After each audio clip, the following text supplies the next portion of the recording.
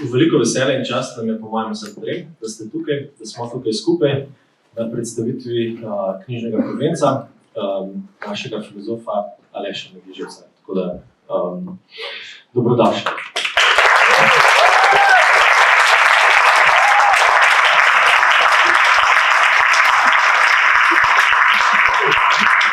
Zelo sem hvaležen za ta spontani izliv navdušenja. Eden od naših ciljev danes je nedvomno, da Aleša spravimo vsaj malo v zadrego.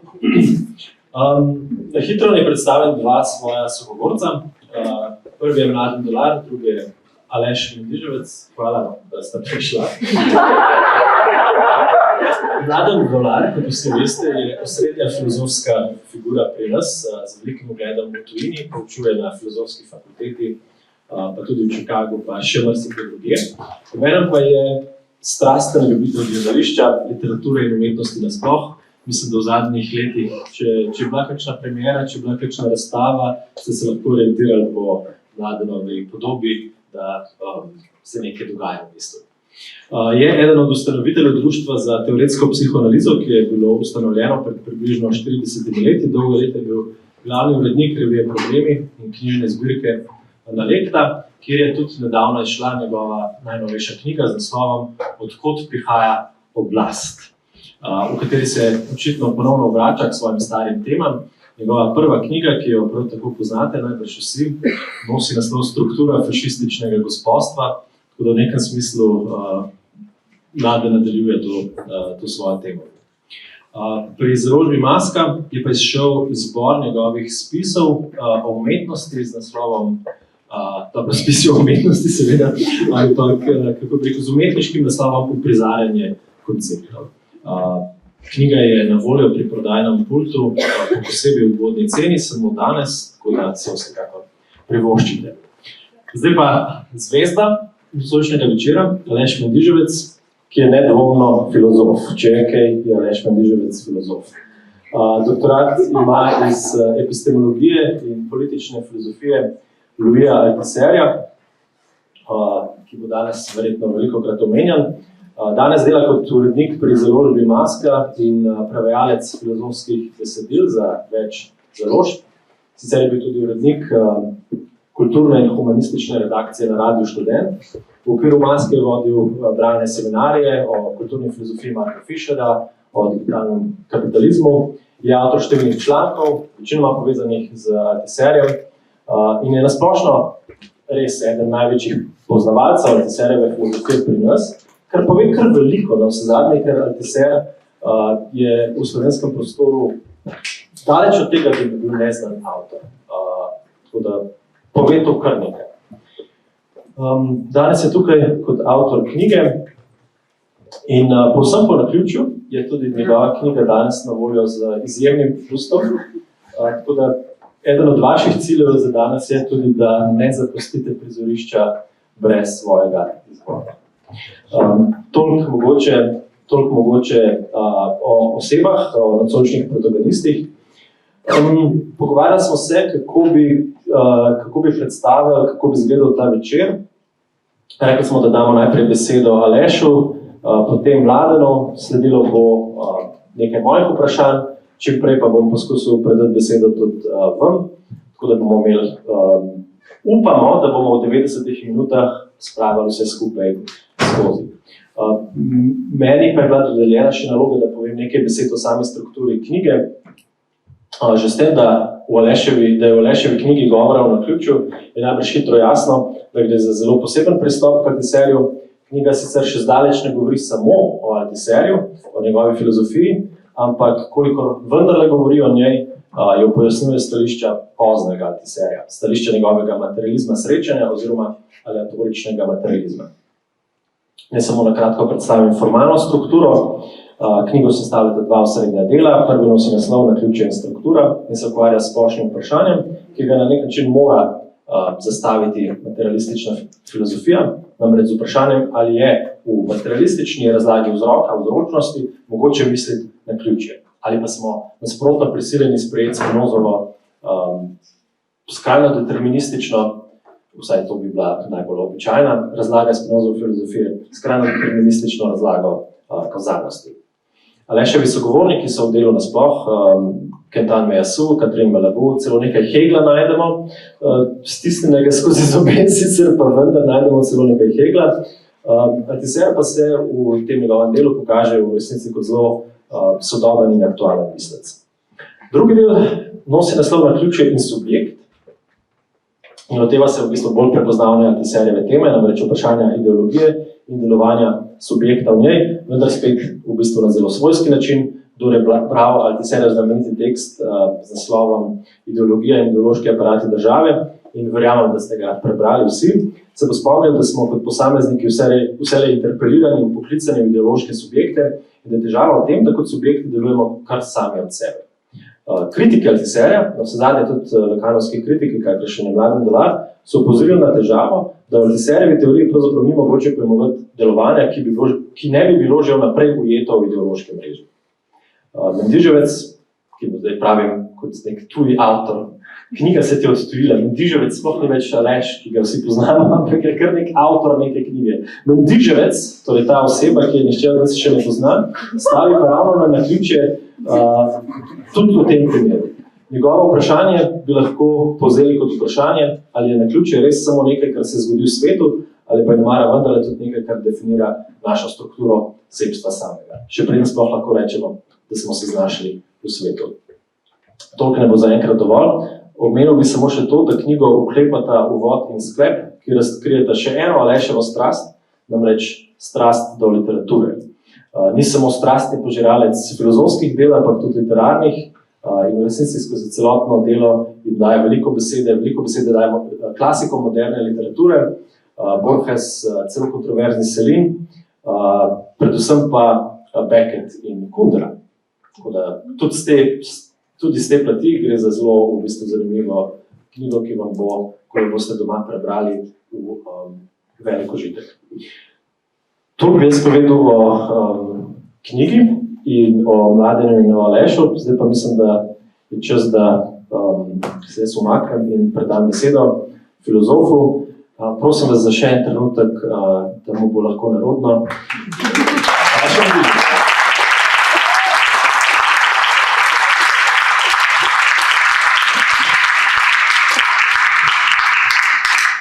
Ja, hvala Gregor, mislim, niti treba se truditi, mislim, da karkoli rečeš, nekako ne moramo pozeti tega. A lahko mogoče drugače še kakšno stvar dobimo, ker ljudje stojijo pa mogoče lahko. Celo stojišča so to.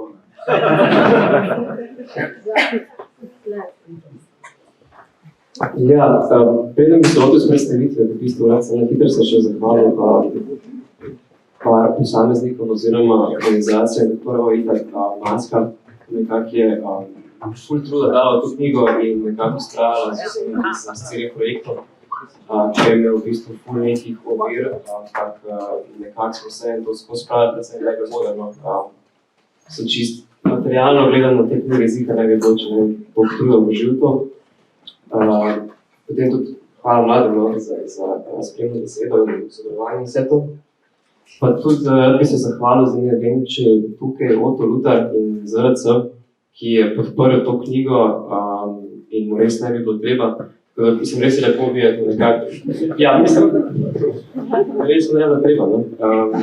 Zdaj je bilo narediti, tako da zdaj se mi ful lepo, no? Človek, ki dejansko je na neki takšni instituciji, izkaže solidarnost in je dejansko tudi resnično. Hvala predvsem Otto Lutarju tučeno. Ja, v bistvu bom jaz ne bom to predstavil same knjige, kot bi rad v bistvu nekako osebno, kaj v tako mini izpoved naredil in po mojem to ne bom več danskrat naredil, ker je preveč izpovedno že postaviti na okaj, no. Ampak, ne vem, malo čudno feeling zaradi tega se mi zdi, da bi nekako sam se predgovor začel pisati, ker mogoče ni najboljša stvar. Ampak, okej, no. Ta mini izpoved gre tako, jaz imam probleme s filozofijo. Čeprav, zato se Gregor tako podaril, da sem filozof, mogoče tudi to nekaj pritiče filozofiji, ampak ja, nikoli mi ni bilo udobno, da bi se tudi predstavljal kot filozof, nikoli se nisem odločil, da bom filozof, nasploh se nisem nikoli odločil, da bi se ukvarjal s filozofijo. Ne zdi se mi, da je to moja usoda, da je to moja poklicnost ali pa kaj podobnega. Če kaj, potem zagotovo nisem na filozofski misiji. Pač človek se po neki stranski poti odloči, da bo nekako zazraven poleg tega, kar počne. Študiral tako meni ekonomijo, ker je pač treba imeti neko službo. In pol na nekih predavanjih na tej ekonomiji, organizaciji, to je bilo predavanje organizacije v podjetju, da sliš za Marxa. Mislim, malo hecne, potem sem se danes z Marxom ukvarjal, da pač sliš na ekonomiji, organizacije podjetju Marxa, kjer nekaj govorijo, kako organizira podjetje, kaj je ta kolektivno delo, in tako naprej. Skratka se pač tam nekako ta človek zve za Marxa, potem od nekih novodobnih tržnikov pa dizajnerjev sliši nekaj še o Žižku, pa nekih kinderjajčkih in te fore, in gre pač malo pogledati, kaj se tukaj dogaja. In potem kar naenkrat si pač opisan na doktorski študij, bereš Althusserja, pa Deleuza, pa Lacana, pa vse te Francoze, ker je to nekako intelektualno, formativno ozadje sodobnega zahodnega marksizma. In takrat nekako postaja popularna Althusserjev retorični materializem, oziroma njegova filozofija naključja. In ker se na nekih malo bolj zavzetih in angažiranih predavanjih na to temo nalezeš te strasti, ta strast pozbudi neko takšno nezavedno upanje, da tukaj v tej teoriji je neka teoretska potencialnost, potem kar naenkrat že nekako preučuješ ta retorični materializem, pa tudi neke druge sodobne filozofije naključja. Kar hočem v bistvu vsem tem reči, je samo to, da nikoli nisem zavestno izbral ne filozofije, ne Althusserja in še manj filozofijo naključja.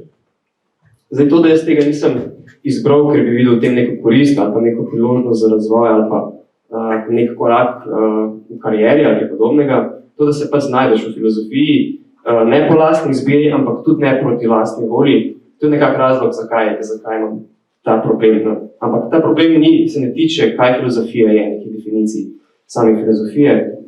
Tukaj je pač kup težav in pač različni filozofi so postavili različne definicije, ki so tudi dosti nekako se tepejo med sabo, ampak tukaj jaz v tem vprašanju trenutno ne vidim nobenega pravega problema v resnici. V bistvu se mi zdi včasih to celo nekako odvečne debate, vsaj v tem trenutku, ne zdi se mi, da nekako odgovarjajo na probleme našega časa. Zdaj, ne mislim s tem reči, da se filozofi ne bi smeli ukvarjati s filozofijo. Sploh ne, se mi zdi nekako skozi bi mogli nekako mleti ta problem, kaj filozofija je, ampak zdi se mi, da nekako to bi mogli biti skozi nekje v nekem bližnjem ozadju v teh filozofskih glavah. V bistvu še več, jaz bi nekako celo tukaj postavil kvazi platonovsko pravilo. Filozof se lahko ukvarja samo filozofijo eksplicitno šele po 50. letu, oziroma, dajmo reči, recimo po 70. letu nekje na Krasu, oziroma v morju s kozarcem Pirano eni roki in sklepov drugi. Tako da, kot rečeno, problem ni filozofija sama. Lahko razumemo kot kreacijo pojma, lahko razumemo kot teoretsko intervencijo politiko in politične teoriji, lahko razdelimo na različna področja, od ontologije do etike, politične filozofije in tako naprej, ampak to je vse nekako imanentno filozofiji kot filozofski disciplini. Ampak filozofija nikoli ni bila zares disciplina, oziroma ni bila toliko disciplinska. To se meni zdi, da je v bistvu bolj neka sodobna napaka filozofije, ukolikor je to disciplinska filozofija. Filozofija se mi zdi, da je bila nekako vedno od začetka že malo zaljubljena vase, imela se je za ljubezen do modrosti, ampak zdi se mi, da je na neki točki padla na lastno foro in nekako postala samo še zagledana vase in nekako po nekem času, to pač rade malo dolgočasno, ker pač gledaš samo sebe, in nekako izgubila še to zadnjo strast samovšečnosti, ki implicira neko takšno aroganco, da vsaj tako ali drugače sprejme tisto drugo, ko to drugo nekako samo od sebe pride, če pride. Tako da filozofija niti ni več samo ljubezen do modrosti, niti ni toliko ljubezen do ljubezni do modrosti, ker bi bilo nekako še malo privlačno, ampak je filozofija ostala zgolj anemična modrost o ljubezni do modrosti, okolikor je ta filozofija disciplinska filozofija. Zato mora filozofija, po mojem mnenju, nekako prebiti to zagledanost vase, ampak ne na tak način, da naivno skoči v svojo zunanjost in postane nek svetovni nazor in začne pridigati svetu, kaj naj počne, ampak da se postavi v bistvu neko svojo lastno mejo, to pa tudi ne zato, da bi se zamejila pred ekskurzijo svetovne nazore, pravzaprav mora postati svoja lastna nerazločna meja in to natanko zato, da se razpre za svojo zunanjost in tvega lastno spremembo, da iz življenja sprejme težo problema, ki mu jo nalaga, da okrog njega na novo opredeli svoje koncepte, se restrukturira in premeša svoje disciplinske ureditve. s čimer pa ne odpravi samega problema. Filozofija ni politika. Ampak njegova nujno težo spremeni v možno lahkotnost, njegov pasiven efekt v aktivno voljo, filozofija v tem vidiku je politika. Šele s tem se mi zdi, da filozofija lahko spet postane živa, šele tako lahko nekako zanimerja svoj anemičen odnos. Ampak tukaj se v bistvu šele začnejo prave težave. Tukaj v tem problemu odnosa filozofije do svoje zunanjosti, oziroma saj nekako to so moje težave, to je ta moj problem s filozofijo. Ne? Recimo čisto praktično lahko povem, kakšna je ta težava, kadarkoli nekako se moram predstaviti, ne? Zdaj hvala Bogu me je Gregor, mislim, v bistvu je bilo nekako isto, ampak okej. Kadarkoli se moram predstaviti, pač, ko me vpraša, kdo sem, kaj počnem, se nekako pač vedno nekako znajdem v zadregi. Ne? Pač, okej, ti si pa filozof, s čim se pa ukvarjaš, me nekdo vpraša in jaz rečem, da z ontologijo kontingence. Ne? In pač ontologija kontingence precej čudna zadeva, pa to se je res zgodilo. Rečem pa, da s filozofijo naključja. Ampak, ko človek reče filozofijo naključja, se še vedno počuti kar nek vesolc. Ampak, kaj sploh pomeni filozofija naključja, kako se lahko ukvarjaš z nečim takim, kot je naključje, je to sploh nek svoj pojav. Ne? In pač si spadeš malo luniče, če rečeš, jaz naključujem naključje. In pa te nekdo vpraša, kaj sploh pomeni filozofija naključja, in v bistvu težko govoriti, ker je pač dosti kompleksna zadeva in tudi meni ni najbolj jasno, v bistvu, kako se sploh opredeli tukaj. Ne vem, če sem v bistvu znal, kdaj to komu prav zares pojasniti, in mislim, da se bi ti večkrat pričal tega, ker sem je prisilil to. Pač preprosto ne vem, v bistvu, kje začeti sploh s tem, kje začeti, kaj rečeš filozofija naključja, retorična, kakorkoli že in kaj točno tukaj povedati. Ne? Da bi govoril s filozofi, imam pač včasih nek odpor, ker se mi zdi, da nekako lahko to rade te hermetično-disciplinske debate, v katerih se v bistvu nekako ne znajdem dobro, civilistom oziroma ne filozofom, bi pa rad razložil, ampak tega nekako ne znam najboljš. Zdaj ne toliko zato, ker je bila filozofska terminologija pač nekako tako nerazložljiva in nedostopna, ker pač včasih seveda je, ampak bolj zato, ker se mi zdi, da imanentne filozofske koncepte je nekako res težko navezati na vsakdanje življenje. Nekako težko je integrirati jih v neko izkustvo, nekako smisliti jih z neko težo problema.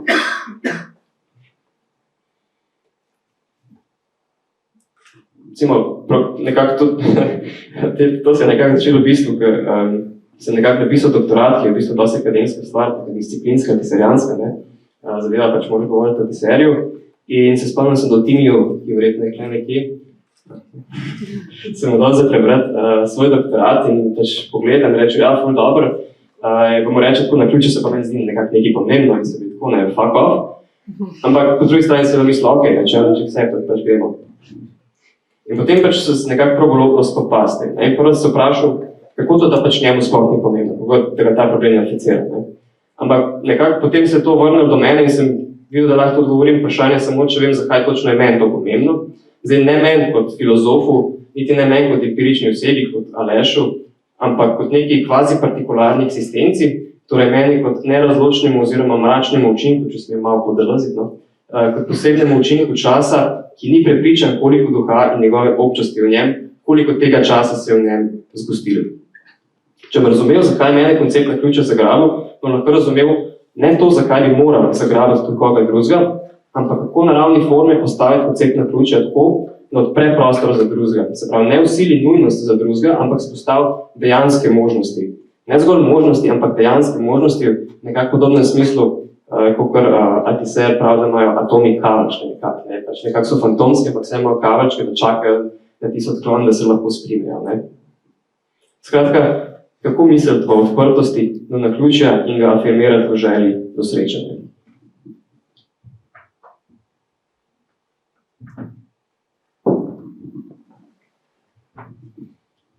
Okay, če hočemo govoriti o naključju in naključnem srečanju, potem moramo ta koncept na ravni forme, na ravni pisave in stila spostaviti kot nenujnega. Rečeno drugače, koncept naključja ne sme biti nujen za vse, to je bila nekako abstraktna definicija. In če sem jaz pisec te knjige, potem ne sme biti nujen v razmerju do drugega, ne sme biti nujen za bralca. Bralcu damo njegov lastni prostor samo, če imamo sebe kot pisce za nenujne. To pa se začne z dejstvom, da bralca mogoče pač ne zanimamo, da ga ne zagrabimo, da ga naključje ne gane. In to mora sam koncept vzeti nase, če naj bo koncept v strogem smislu. Koncept naključja mora tako biti naključna nujnost, ki ni naprej veljavna za vse in se noče nasilno vsiliti, ampak je v vsakem momentu svoje vsebine odvisna od njih. Torej, če sem jaz pisec te knjige, potem mora biti ta tekst v svoji občnosti in v svoji veljavnosti odvisen od vsakega posameznega branja, vsakega posameznega bralca. In če ne doseže vsakega, to pač v bistvu ni nobena tragedija. Važno je samo to, da se dejansko preda svoji pomembnosti in hkrati odpre za lastne omejitve, da jih začrtajo drugi. Torej, da v afirmiranju svoje intenzivnosti testira lastno ekstenzivnost. In to tudi ne more biti samo kritika. V bistvu je prej nekaj obratnega, je zavračanje samo kritike, saj je poskus animiranja drugega za kritiko, ta pa v tem poskusu animacije ne more biti, oziroma ne more ostati zgolj kritika, ampak je lahko, kolikor animacijo res okuži z življenjem, le lastna kreacija. Rečeno drugače, najboljša možna samokritika je animacija avtonomne kreativnosti svojega dojega. Skratka, če obstaja kakšen imperativ naključja, je potem to, da koncept, knjiga, avtor, človek, kakorkoli že, da sebe tvega kot nenujnega, v tem išče srečanja in ko najde tista, ki niso bežne in ki trajajo, da se formira v njih v teh afirmacijah naključnih srečanj, pa poskuša držati odprt prostor za srečanja, ki bodo afirmirali drugi. Ali pa ne, pač to nekako na njih. V vsakem primeru pa velja naslednje, če parafraziram Altiserja, ki parafrazira v bistvu Bretona, naključje je nalezljivo. Zato je in ne zaradi nekih estetskih in populističnih razlogov sem tudi nekako probal, tukaj Gregor razlagal, literarizirati pisavo, množiti različne stile, vključevati različne primere vsakdanjega življenja, tudi literaturo od Ženeja, Selina, Beketa in tako naprej. Točno iz tega razloga bi sem v tem mestu tudi nekako rad zahvalil, v bistvu niti ne rad zahvalil, ampak bolj iz nekega veselja, nalezljivih, naključnih srečanj bi rad izpostavil to, čemur Henry Miller pravi žive knjige, Tim in Kavša Kvarje Turk, če hočete ali pa ne ste pač del te knjige. Potem tudi Gregor Moders s to neko noro samoumevno vero v filozofijo, nekako človeka kar malo naleze, da spet verjamemo te koncepte, tudi če so znotraj nekako disciplina, tako bi rekel. In nazadnje, če omenim še ekipa LTŠ, mislim, da sem jih videl tam nekje. Verjetno sploh so vedeli, da pač pišem knjigo, oziroma da sem imel napisano večinoma, razen mogoče ene osebe, ki je tudi še ena totalna živa knjiga zame, nekako vsi skupaj so mi pa tukaj pomagali najti v bistvu nek afekt celotnega problema, ki nekako sem ga probil zajeti v uvodu, ki sem ga pač tudi napisal zadnje, to počneme. In se mi zdi, da vse to nekako je produkt vseh teh srečanj. Kakorkoli, da zaključam to izpoved, če kaj pomeni ta jaz iz naslova knjige Naključje in jaz, je to, da ta jaz nisem jaz, niti noben drug specifični jaz. In da če so disciplinske ali pa nasploh žanrske debate danes pogosto precej nezanimivo in znajo biti, saj zame včasih tudi irelevantne, to še ne pomeni, da moramo afirmirati sebe na ta način, da sami sebe prodajamo drugim. Problemi in koncepti res izhajajo iz osebnega, ampak pogoj, da so legitimni, je ta, da koncepti in problemi ne ostanejo osebni in da postanejo neosebni. Šele ko postanejo neosebni, zares afirmirajo življenje. Upam, da sem s tem nekako nakazal v funkciji česa in sploh sam koncept naključja. Ampak verjetno bi bilo tudi v redu, če še kaj povem, kaj sploh je samo naključje. Če tudi tukaj začnem spet malo bolj osebno, zdaj v bistvu tisti občutek, ki sem rekel, da se ukvarjam s filozofijo naključja, se v bistvu dosti hitro nekako razpršil ta cringy moment, ko sem govoril z civilisti. Pač njihov odziv me je dosti hitro presenetil zaradi tega, ker so vsi pač rekli, okay, kako se lahko o tem razmišlja, ampak dejansko, ko človek začne pogovarjati, vsi imajo neke svoje predstave o tem, kaj točno je naključje, in ker je meni še bolj zanimivo, oziroma ker mi je še bolj pomembno, da tako se da razbrati, kakšen je odnos do same te ideje, oziroma kakšen odnos do življenja implicira ta predstava o naključju. In tukaj se mi zdi v bistvu ful taka zanimiva stvar, kako se lahko z nefilozofi oziroma civilisti nekako pogovarjaš o res filozofskih stvareh in se vidi kakšen je življenjski zastav samih konceptov. Nekako te debate so v bistvu že začetka zanimive, niso glih anemične. In zaradi tega tudi nekoliko verjamem vsaj malo v filozofijo, ampak ne kot disciplino, ampak kot neko spontano inklinacijo mišljenja, inklinacijo v istem obojnem smislu kot vzgiba in odklona. In v takšnem mišljenju se mi zdi, da se dejansko smo vsi filozofi onkraj tega, kaj s čim se ukvarjamo. No? In tukaj tudi ne mislim, tukaj bi pustil ob strani neke fazi kritike ideologije, da pač vsi nekako zatavamo v abstraktno mišljenje, da ne vemo, kaj delamo, ampak bi v bistvu rekel, da je to neka afirmacija mišljenja, ki implicitno prizna, da v njem delujejo neke abstraktne ideje, da imajo vpliv na njegovo oziroma njeno življenje in da hkrati ravno zato, ker so abstraktne, v njih pelje možnost razlike, možnost neke potencialnosti za lastno življenje, možnost afirmacije spremembe lastnega življenja. Skratka, tukaj je v bistvu nam je zanimivo, kako človek najde ravno ta zanimiran duh in tudi tukaj sem v bistvu našel, tako kar se ne pravo še izpostaviti kot težo in lahkotno same koncepta naključja. Pa če je bilo to afirmiranje pa denegiranje obliki, to ni pomembno, važno je, da izstopsam ta afekt same zabelo. In kakšna je v bistvu zdaj neka ta osnovna predstava naključja? Kaj je neka minimalna definicija, ki se da izluščiti do vsega tega, je to. Naključje pomeni nepredvidljivost. Da se v nekem trenutku zgodi nekaj, kar se ti zamisliti nismo mogli, da bi se lahko. In ko človek nekako še potem malo naprej raziskuje, kaj so neki predstave naključja, od filmov, literature, slovarja in tako naprej, pa nazadnje tudi seveda do stare in sodobne filozofije, pri vseh teh definicijah človek nekako opaz močna polarnost. Naključje enkrat nastopa kot velika groza, se nekako nemočnih naključnih dogodkih, ne moramo jih predvideti, ne moramo se na njih pripraviti, ne moramo jih nadzorovati. Naključje se vedno zgodi onkraj naše volje, zgodi se, če to hočemo ali pa če ni ne. Naključje recimo je lahko tudi razumljeno kot absolutni kaos, kot recimo meso, ki ga je že Gregor omenjal. Kaos v smislu, vse se lahko zruši iz nič, brez razloga, brez pravih vzrokov in mi ne moramo več narediti tega. Po drugi strani počasih naključje v bistvu ima prav nasprotno funkcijo, nastopa kot neko veliko upanje. Ne? V naključnih dogodkih vidimo neko usodo onkraj nas, tako da lahko vidimo našo dosedanje življenjsko pot, ali pa tako razbiramo znaki, ki nas vodijo naprej. V vsakem primeru pa naključje odpira možnost spremembe na boljše, budi upanje po boljših časih.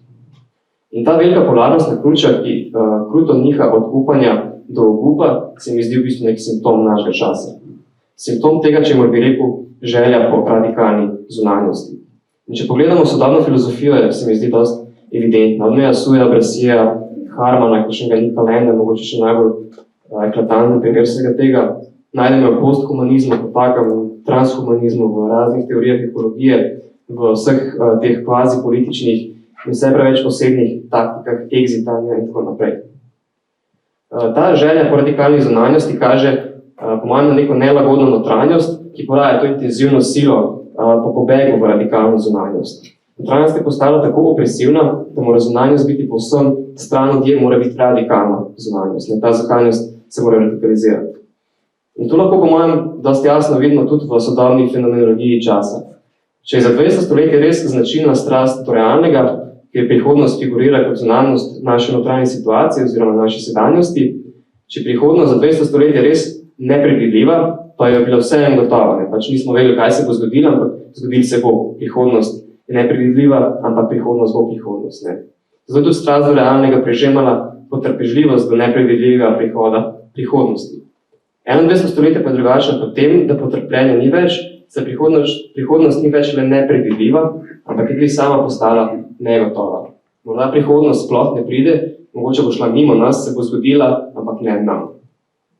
Sedanjost in prihodnost sta tako v 21. stoletju povsem izgubili stik. Med njima pa se mi zdi, da je spet ravno naključje in njegova polarnost. Naključni dogodek je tako lahko veliki dogodek, ki vse spremeni in je lahko samo še eden izmed malih razočarajočih dogodkov v poplavi hajpa. Zdaj, kar sem v resnici hotel nekako s to knjigo narediti, je rešiti se ravno te nore polarnosti in vzpostaviti neko umestno območje med velikim upanjem in totalnim obupom, in tako nasledi temu, čemu Heraklit pravi Anel Piston. Pravilno povedal? Anel Piston? Če noben ne ve, poleg. Angliščino to prevajajo kot that which is unhoped for, kar se mi zdi super formulacija. In tukaj ne gre za upanje kot vero v prihod točno tega, na kar smo upali, točno nečesa določenega, in tudi ne gre za obup kot nek poraz oziroma kot neko odsotnost upanja, ker lahko pride do česarkoli nas to nekako ne gane, oziroma karkoli že pride nas pač ne bo ganilo, ampak gre za to, na kar v samem upanju nismo upali, kjer upanje ni v a priori razmerju s tem, na kar smo upali, kjer upanje prihajajočemu dogodku dopušča stran poti in mimo bežnice, kjer upanje dogodku dopušča vse njegove raznolike učinke in jim proba biti naslednji. Oziroma, kot lepo pravi Heraklit, če kdo ne upa, ne bo našel tistega, na kar ni mogoče upati, je neizsledljivo in nepristopno. In točno v tem vmesnem območju, ki odpre ta anelpiston, sem probal razdelati koncept naključja na dveh ravnih. Eno na objektivni in drugo na subjektivni ravni. In tukaj se nekako šele v konceptualnem smislu začne vsebina sama knjiga. Zdaj, na objektivni ravni sem hotel pokazati, da naključje implicira predvsem živost objekta oziroma živost situacije v njeni strukturi. Da v istem momentu prežemajo raznolike dinamike gibanja v različne smeri. Tako da tudi, če objekt miruje oziroma se spreminja, to še ne pomeni, da naključje ne deluje. Morda nam hkrati delujeta dva nasprotna učinka, ki se pač izničita, ali pa morda recimo samo ne opazimo nekih malih razlik v njem, da jih zabeležimo kot neke nebistvene variacije, skratka, da ne opazimo vseh nekih robnih dogajanj. Zdaj, zakaj vse to komplicirano? Pač sliši se malo čudno, dve naključji, ki se izničita, pa vse ostane nekaj isto. Ne? Predvsem zato, ker sem hotel opozoriti na to, da nas vsi ti naključni dogodki lahko pripeljajo do nečesa novega, do novega objekta ali nove situacije, ki se niti zamisliti nismo mogli, ampak jih nazadnje nismo upoštevali prav zato, ker smo nekako neposredno ciljali na nek veliki dogodek, oziroma še več nekoliko poenostavljeno, ker smo neposredno ciljali na neko totalno nasprotje od obstoječega stanja in smo ignorirali dejansko živost, neko igro takšnih in drugačnih naključij. Takšno razmišljanje pogosto lahko najdemo pri ljudskih protestih. Recimo reče se, zakaj bi sploh protestirali pod nekem obstoječem stanju, tokrat smo že, pa se nič bistvega ni spremenili. Potem tisti, ki dejansko protestirajo, pa so malo manj upani in malo vztrajni, pač pravijo, da v samem dejanju protestiranja pride do nekih učinkov, ki niso zanemarljivi. Spostavi se nova stranka, srečajo se novi ljudi, organizirajo se nove povezave in tako naprej. In jaz v bistvu res bi rekel, da točno to je res, ampak dodal bi samo še eno stvar, da mogoče to niso zgolj stranski učinki, mogoče to niso vedno manjši porazi do velike končne zmage in da mogoče ravno teh stranskih učinkov že prihaja do nekih nepredvidenih naključnih sprememb, ki so morda z eno nogo že v neki nepredvideni vertikalni spremembi, ki se ti zamisliti nismo morali, saj ne kot neposredno negacijo oziroma nekakšno inverzijo obstoječega stanja, skratka, mogoče že so tisti Heraklitov unhoped for. In podobno velja za subjektivno ravno. Na subjektivni ravni sem poskušal vzpostaviti idejo heterogenosti nezavednega. To je polje psihičnega, ki ni neposredno dostopno našemu zavestnemu delovanju in pravzaprav strukturira naše zavestno zaznavanje in delovanje. To nezavedno ni patološko nezavedno, ampak je prej prostor, v katerem se lahko porodi patologija. In ta prostor vključuje vse naključne misli, podobe, tudi gibe, ki jih nismo sprožili namenoma, so pač nezavedni, nekako nas delujejo, hkrati pa nimajo skupne usmeritve. Nimajo skupnih izvorov v tem, in to pomeni nekako, da tem nezavednem je neko morje različnih idej, ki nekako urojijo na vse konce. Skratka, kot nekakšno nujno minimalno brnenje v glavi, ki pa ni nujno moteč hrup. In zakaj spet nekaj toliko nesmiselnega, kako bi rekel, skratka, neko minimalno brnenje, ki ni hrup? Predvsem zato, ker sem hotel upozoriti na to, da ni vsaka misel praktična ideja nujno v skladu z našo splošno zavestno namero, z našo intenco in kot taka tudi že moteča, konfliktna oziroma patološka. In to se mi zdi še posebej pomembno vzpostaviti danes, ko prevladuje to, če pravijo terapevtski diskurs, ki se intenzivira že do te mere, da najmanjše odklonske misli ali najmanjšem nenadzorovanem gibu že iščemo indic patologije, vidno simptom in se prek celotnega našega življenja prek asociacij podajamo v iskanje travme. Tako da kar sem hotel v bistvu narediti, je to, da v dobi, ker nekako se mi zdi, smo postali obsedeni sami sabo, s tem, da se razvijamo kot osebe, pač na zdrav način, če se to le da, da nekako na novo ustvarjamo sami sebe ob vsake dobri priložnosti in presegamo lastne omejitve, da smo vedno boljši in drugačni in tako naprej. Skratka, nasproti tej težnji sem probal vzpostaviti prostor, kjer lahko afirmiramo nezavedne ideje kot sprožilce v drugačne misli, v drugačne prakse, ki niso nujno simptomi in ne sprožajo avtobiografskih pohodov travmi naproti.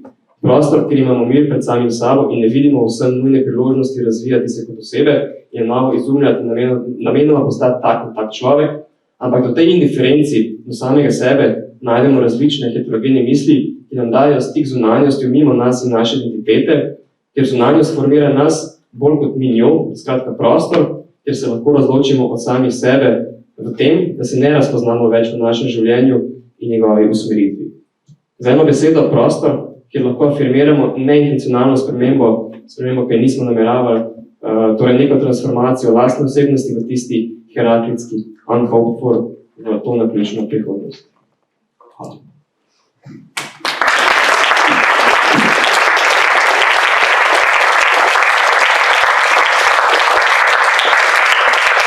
Super, hvala lepa, Aleš. Mladen, zdaj je čas, da nam še ti poveš svoje strani, kaj si misliš o vsej stvari. Še pred tem sem te pa hotel vprašati, ali si se ti rodil kot civilist, ali si se že rodil kot filozof? Mislim, da zelo delim to nelagodje, oznake. Tega bi se sam identificiral kot filozof z Alešem.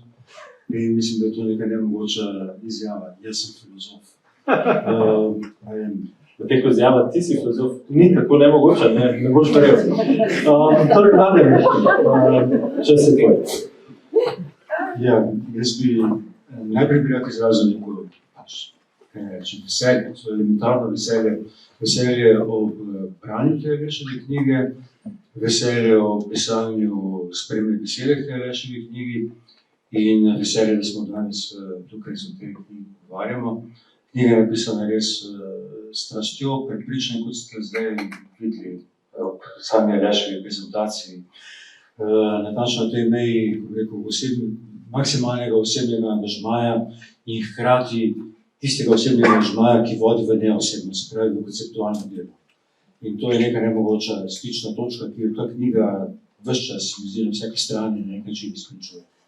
Spravi, nema osebna strast, osebno prepričanje, ki vodi vso stvar, ampak hkrati erudicija in konceptualno delo, ki je potrebno za to, da se taka knjiga lahko zgodi. Zdaj, dobro, jaz sem vam lotil z malo drugačne plati. To spremno besedo sem začel z neko trditvijo zelo generalno, da je pač naključje videti kot sovražnik filozofije. Tisto, če se filozofija skuša znebiti.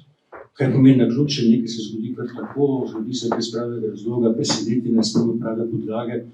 To je ravno travma za filozofijo, ki hoče stvari razložiti iz prvih principov, konceptualno razložiti zakonitosti, biti možna zlasti biti v položaju vse razložiti, in če je nekaj naključno in kar uhaja te razlagi, potem nastopi neka težava.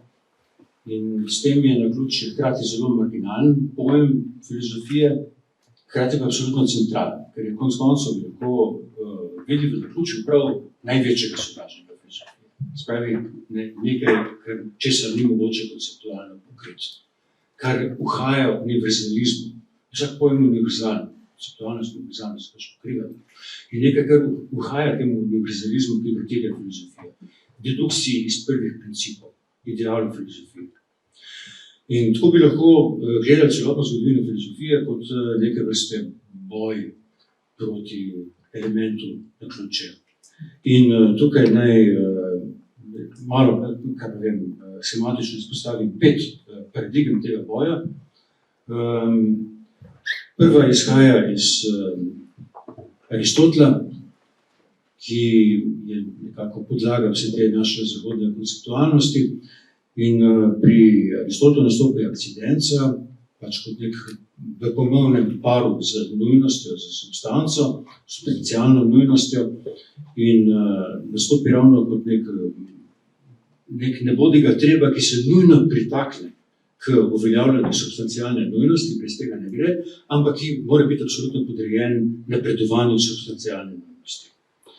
Vsak objekt, vsak predmet za Aristotela ima nujne in nenujne lastnosti. Naključno se pridajo zraven nenujne lastnosti, ampak te nenujne lastnosti ne smejo zamegliti osnovnega pogleda na nujnost, na nujnost kauzalnosti. In Aristotel sam je pač izpostavil neko zelo kompleksno teorijo vzročnosti, potem to je eno od teh glorioznih postavk Aristotela, imamo 4 vzroke, kot se učimo tam že v gimnaziji. In dejansko v fiziki pač Aristotel govori o teh 4 vzrokih, materialni vzrok, formalni vzrok, očekujoči vzrok, finalni vzrok, pustimo, kako se pripletejo. Skratka, to je pač nek standard, s čimer se morajo ukvarjati vsi bogi študenti filozofije v prvem letniku. Ampak zelo zanimivo pa je, da te v drugem delu fizike najprej opiše te 4 vzroke, ki so nosilci nujnosti, nosilci univerzalnosti, nosilci pojasnitve tega, zakaj so stvari takšne, kot so. Potem pa sledi 5. in 6. razdelek, kjer se pa nenadoma ukvarja z nečim, ne bodi ga treba, ki se pritakne zraven, tühe in automaton. Se pravi, 2 stvari, ki jih pomenuje tühe in automaton, ki sta v bistvu 2 tipa naključja. In ta 2 tipa naključja razlikuje tako, da tühe je naključje, ki se primeri intencionalnemu bitju, se pravi bitju z razumom, bitju z umom, ki nekaj namerava storiti, pa se zraven zgodi nekaj drugega. In v primeru, recimo, človek orje njivo, pa glej, najde zaklad.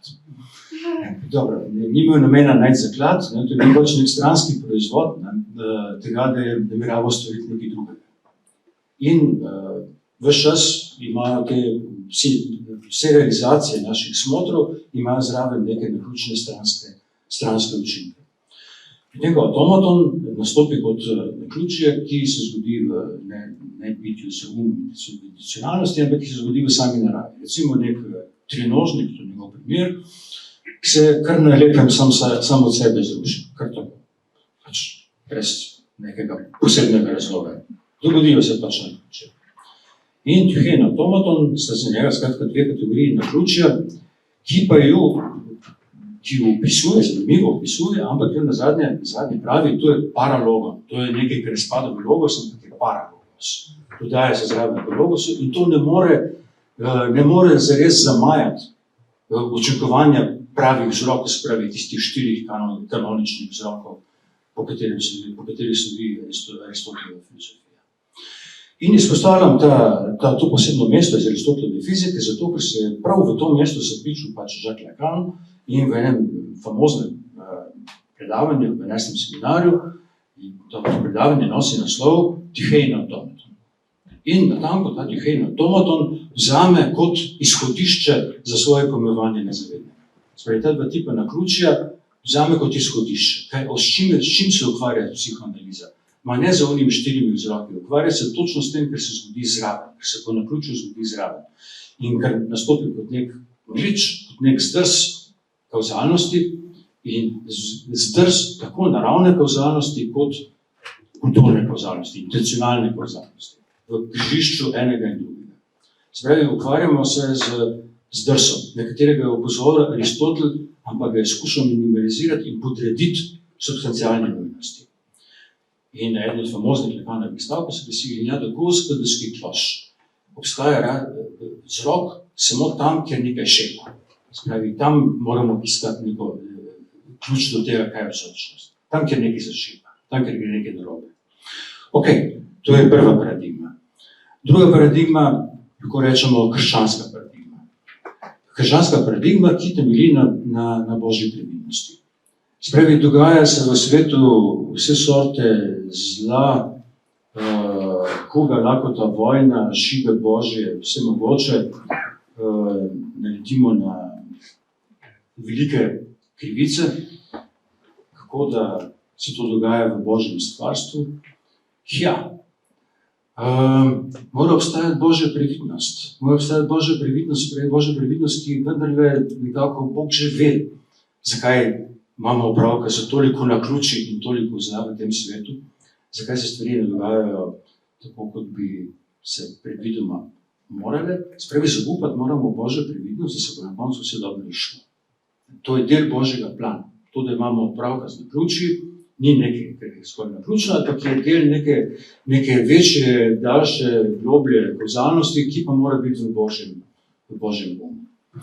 In kdo, ki je recimo to idejo veliko propagiral, to je stara ideja, ampak je propagiral veliko v začetku novega veka, je bil pač Leibniz.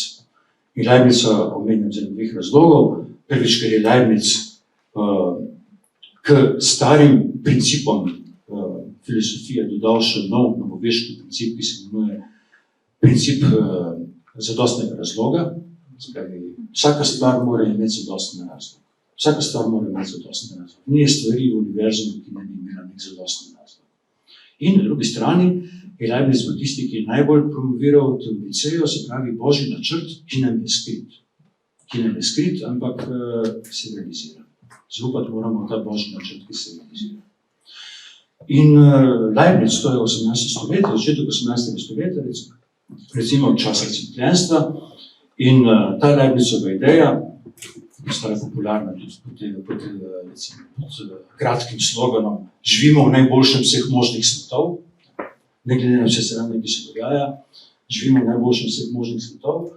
Ta Leibnizova ideja naletela že takrat na veliko skepso in najbolj znan moment te skepse, najbolj znan dokument te skepse je Voltairov Candide.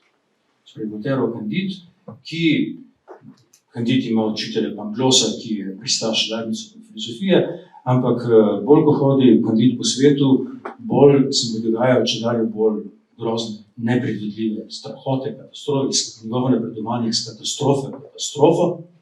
In recimo leta 1755 se znajde v Lizboni. Leta 1755 je bil, kot nam že veste, v Lizboni strašen potres, ki je uničujoč potres, 10.000 mrtvih. In ta potres je konec koncev bil filozofski dogodek, zato ker je zamajal presvetljensko vero v napredek.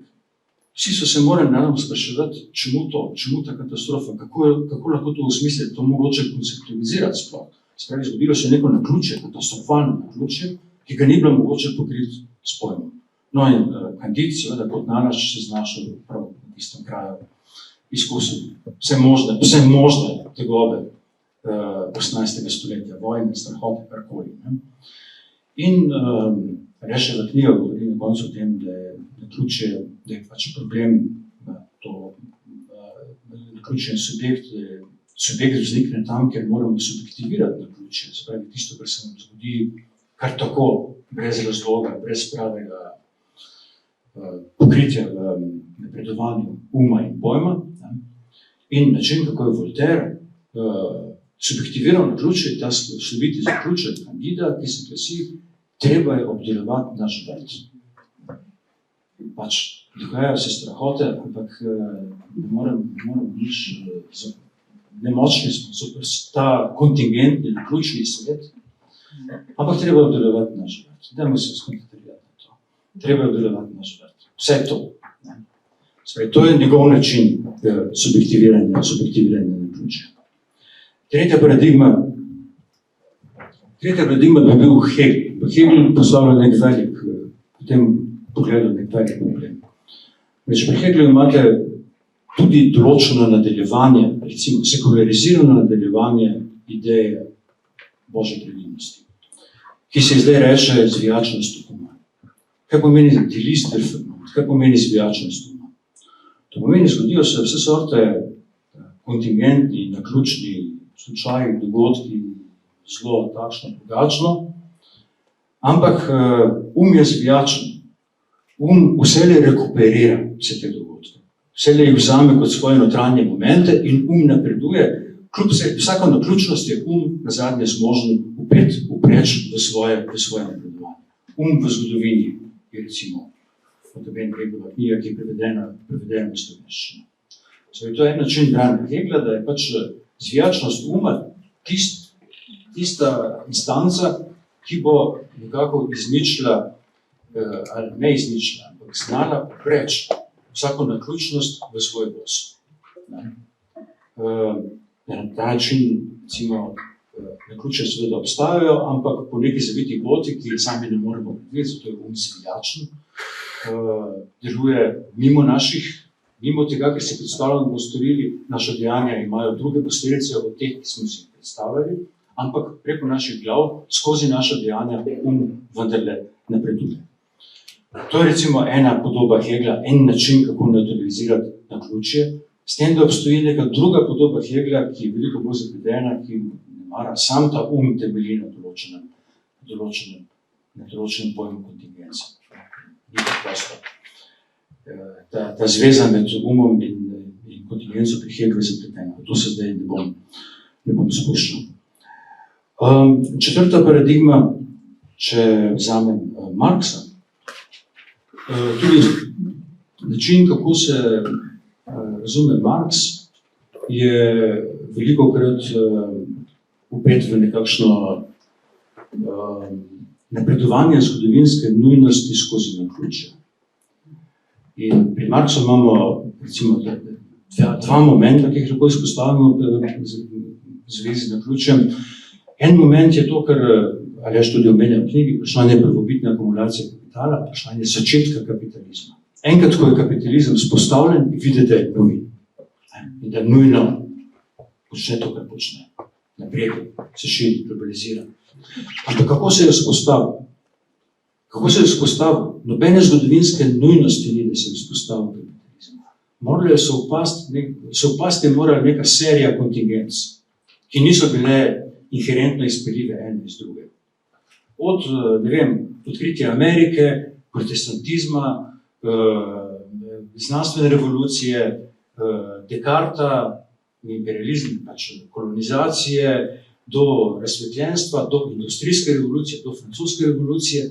Veste, v 200 letih, od 1500 do 1800, v 300 letih, koliko naključij je moralo sovpasti, da se je zgostil kapitalizem v to strukturo, ki je potem videti absolutno nujna.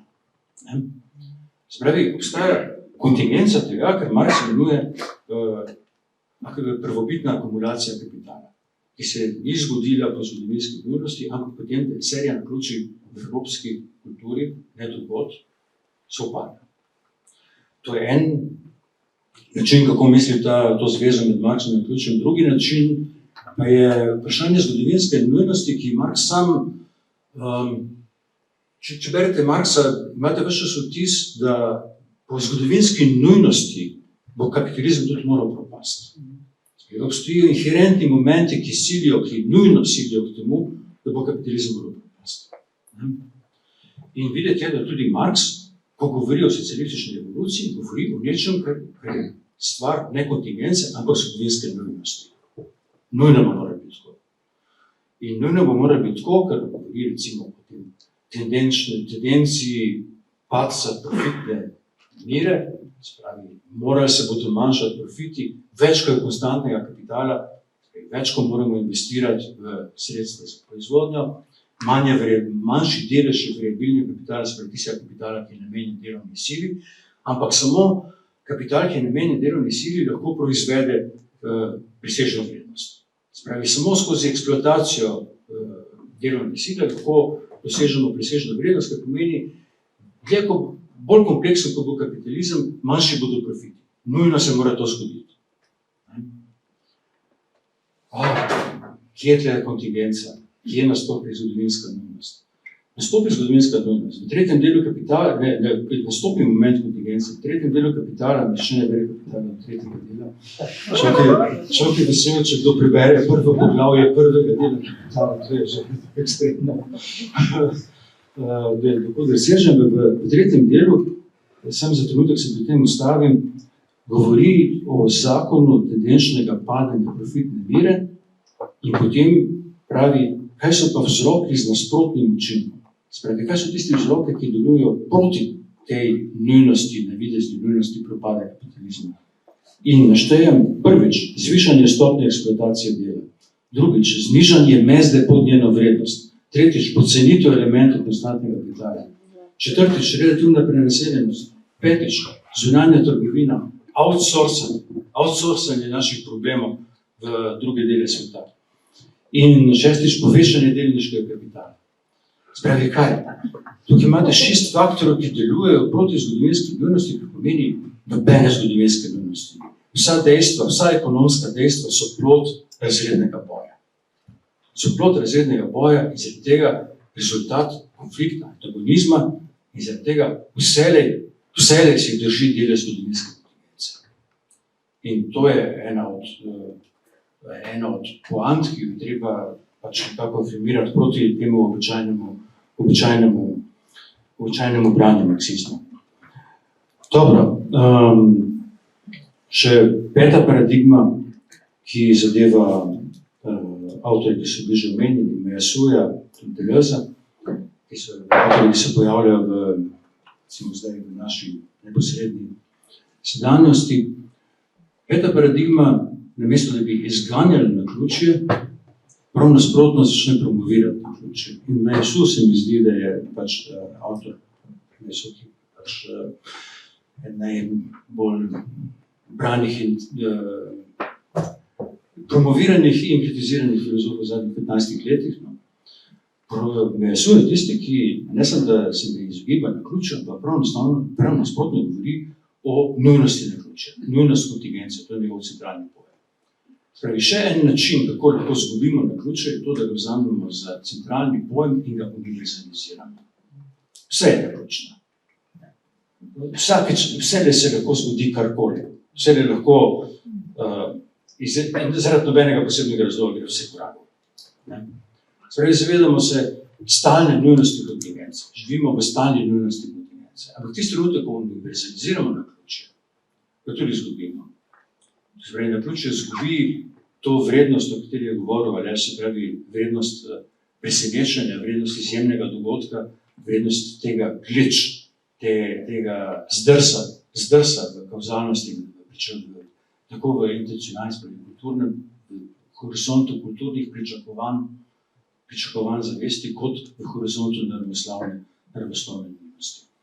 Spravi, na določen način iz naključja treba narediti centralni pojem, hkrati ga pa zgubimo, če ga univerzaliziramo.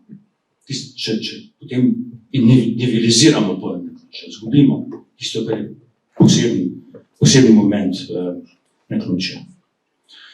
In zdaj, po teh 5 različnih paradigmah, ne se vrnem na začetek v antiko, spravi k tistemu enemu avtorju, po katerem začne tudi Althusser, to je bil pač Epikur.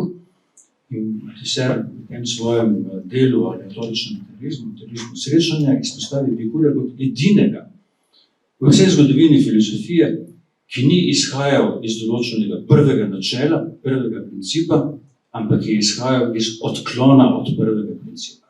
Spravi, ker je odklon tisto izhodišče. Ne pojasnjujemo sveta iz prvih principov, ampak iz tega, da se je zaradi nobenega posebnega razloga, kar tako je prišlo do odklona. To je to, kar pač ne Epikur, ampak pač njegov učenec Lucreci imenuje klinamen, odklon atomov. In zgodba je o tem, če poznate, da so pač atomi, ki so udarjeni s težo, paralelno padajo tako kot dež, potem pa glej se eden odkloni se kar tako, brez kakršnega koli razloga, in pride do trka atomov, do tega se atomi sprimejo in pride pač do sveta, kakršnega poznamo. Kaj je prvi princip, kako se je začel svet? Začel se je s klinamenom, z odklonom, spravi z odklonom od principa, odklonom, ki se je zgodil zaradi nobenega posebnega razloga, ki mu ne moremo najti posebnega razloga. In ta ideja, klinamen je, o tem pač pišemo v spremni besedi, je škandalizirala vso zgodovino filozofije. Kako lahko kdo trdi, da se nekaj zgodi kar tako, brez posebnega razloga, pa ne sem, da trdi, da se zgodi kar tako brez razloga, ampak da je to celo začetek sveta, v to je treba pojasnjevati sploh prvi vzgib, kako je prišlo do univerzuma. Spravi, ta ideja je škandalizirala vso zgodovino, tja do Hegela, Kanta, Hegela, mislim, imate celo serijo citatov, zgroženih citatov, mogoče najdete zoper to idejo. In prvi, ki je to idejo rehabilitiral, da se vračam za korak nazaj, je bil zelo mladi Karl Marx. V svojem doktoratu, star je bil 23 let, ko zagovarjal svoj doktorat, ki je imel naslov kaj? Razlika med Demokritovo in Epikurjevo filozofijo narave. Se pravi, natančno Epikurju je pisal mladi Karl Marx, prednji je postal Karl Marx, prednji se je šel ukvarjati s kapitalizmom, s čimkoli, se je ukvarjal s čim? Z tem pojmom klinamen, se pravi, z pojmom odklona. In Marx je bil v bistvu prvi, ki je dejansko v svoji disertaciji, kot zelo mlad fant, rehabilitiral ta pojem klinamen. In videl v tem pojmu kontingence, pač je ključ. Upeljal je svoj lastni klinamen, pri 23 letih še ni imel svojega konceptualnega aparata, ampak za neko somnambulno gotovostjo, karkoli, ki se lotil tega prvega pojma. Prvi lotil tega pojma zares. In tukaj je Althusser, pač ta njegova pozni rokopis, pozni tekst, materializem srečanja, aleatorični materializem, se naslanja natanko na to. In zdaj naslov Aleševe knjige, še nekaj naslov Aleševe knjige, sorry, ura me zaskrbila,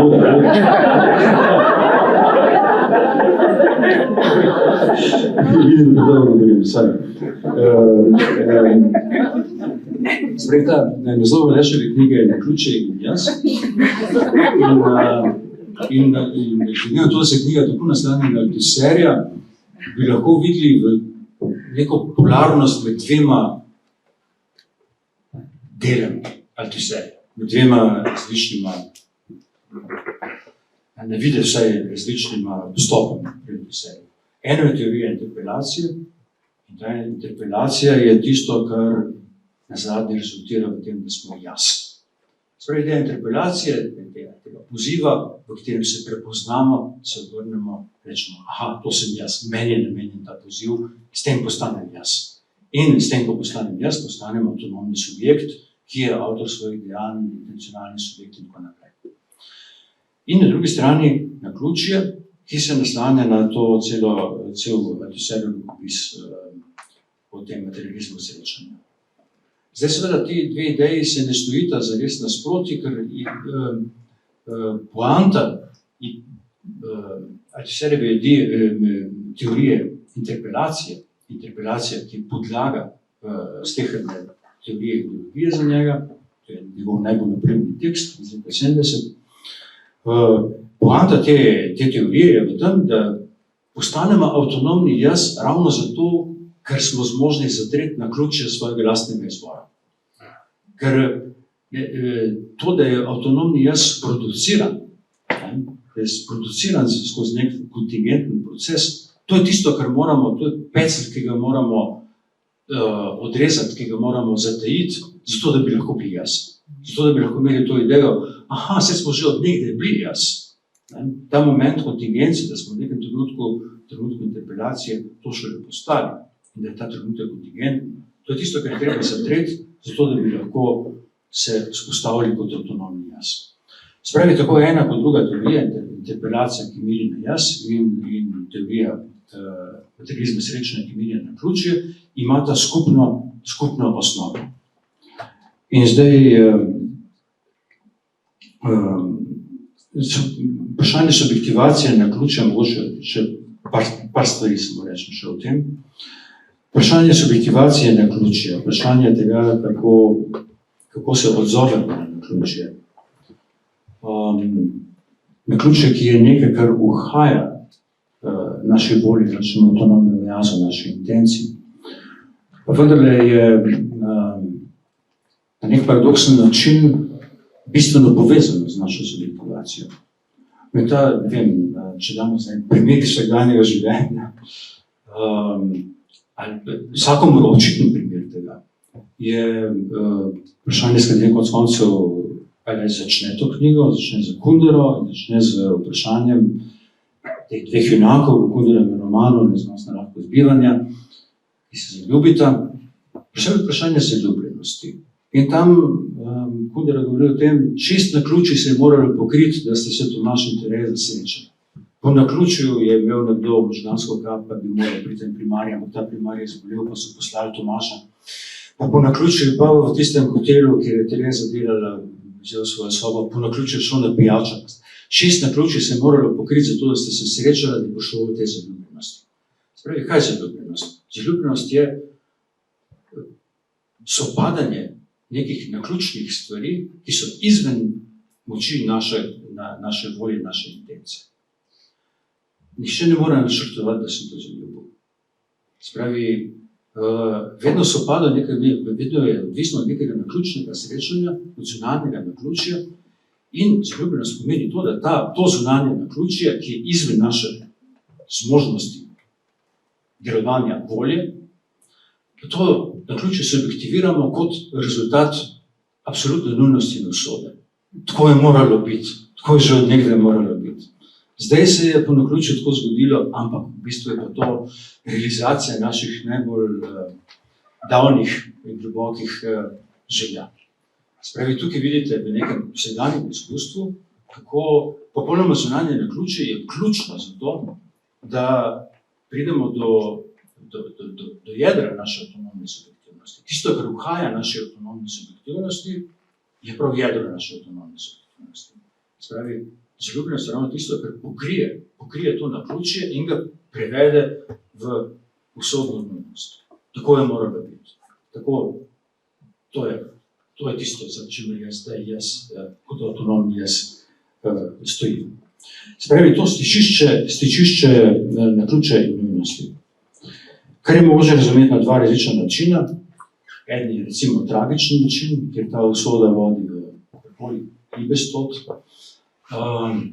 Drugi, ki skuša ohraniti ta moment naključja, moment kontingence v ljubezni, je tisti, ki se veže na komedijo.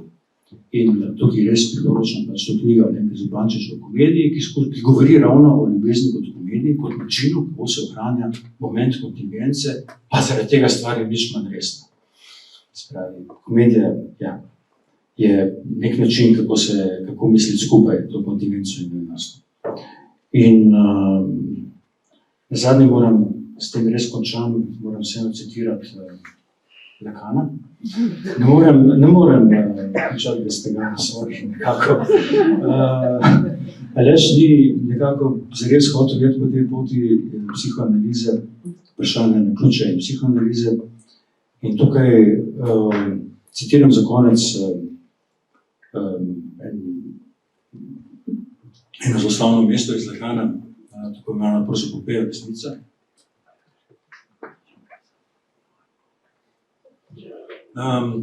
Kjer Lacan da pač besedo resnici, kaj bi resnica, če bi mogla govoriti, kaj bi rekla. In pravi takole, potepam se, že vagabond, potepam se v tistem, kar imate za po bistvu najmanj resnično, najmanj nujno, v sanjih, v izzivu smislu, ki ga predstavlja nonsens najbolj groteskne besedne igre, v naključju, ne v njegovem zakonu, temveč njegovi kontingenci. In nikoli bolj gotovo ne spreminjam obličja sveta, kot če mu dam profil Kleopatrinega nosu. Evo, to sem hotel prideti. Se pravi, najprej naključje nezavednega. Se pravi, resnica govori. Se pravi, tukaj resnica govori za glasom naključja nezavednega. Skozi naključje nezavednega. Absolutna kontingenca vseh teh stranskih zdrsov, pojavov nezavednega, tega, kar imenuje nonsens najbolj groteskne besedne igre. Tukaj je neka afirmacija subjektivnosti in na koncu Kleopatrin nos, kako pridemo do Kleopatrinega nosu. Stvar v naši kulturi zveni bizarno, francoski niti najmanj, ker se je pač naslonil na zelo znano referenco iz Pascala, ki na nekem slovitem mestu v mistiki pravi, Kleopatrin nos, ko bi bil krajši, bi se bila spremenila podoba zemlje. Kaj je bil ta Kleopatrin nos, ki ga je izpostavil Pascal? To je bil natanko, to je tukaj danes imamo učinek kulturnih kriv. Za 17. in 18. stoletje je bil to Kleopatrin nos. Zakaj bi se spremenila podoba zemlje, če bi bil krajši nos, če bi bil daljši? Potem se mogoče Cezar pa Mark Antonij ne bi se ljubila vanjo in bi bila zgodovina popolnoma drugačna. Spravi, samo dolžina Kleopatrinega nosu lahko, takšna majhna stvar, lahko odloča o usodi, ima velike historične posledice in učinke. Spravi, Kleopatrin nos, ne ostanem pri tem, Kleopatrin nos je, recimo, geslo 18. stoletja, ki je zgoščalo v sebi idejo naključja, idejo tistega neznatnega naključja, ki pa lahko odločilno spremeni potek svetovne zgodovine. In to je tisto, za čem se konec koncev prizadeva Aleševa knjiga, se pravi, to naključje, ki lahko pomeni odprtje, ki lahko pomeni spremembo, ki lahko zamaj, na katerega se moramo opreti, ki ga moramo subjektivirati, biti odgovoren za naključje, pravi, pomeni biti odgovoren za tisto, za kar ne moramo biti odgovorni, ker nismo sami proizvedli. ampak vendar je to tisto bistveno subjektivacijo, tisto odprtje, ki lahko duši spremlja. Hvala.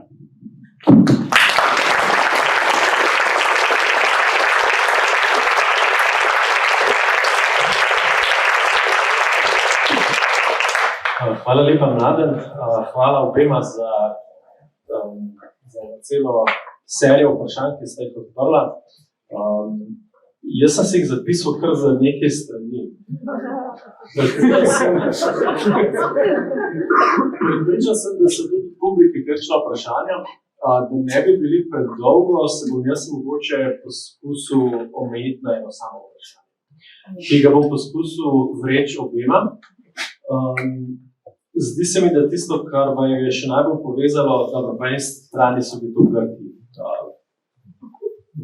Lahko bi šli tudi na Grke, no?